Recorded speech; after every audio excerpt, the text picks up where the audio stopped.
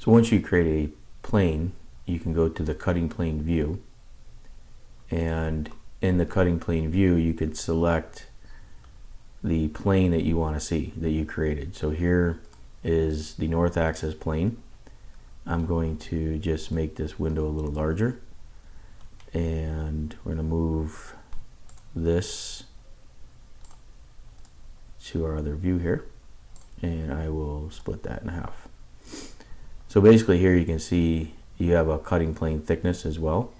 So down below you can see your stationing. I'm at 0, so I'm looking at this in the north view. So if I start to scroll through, I'm going to each station here, and as I get closer you can start to see where it's displaying some of the building and other information. So as I work my way through, you can see that it's going and looking at and here's a setup or a person, and as I go through, I get more here towards the end, there's the trees.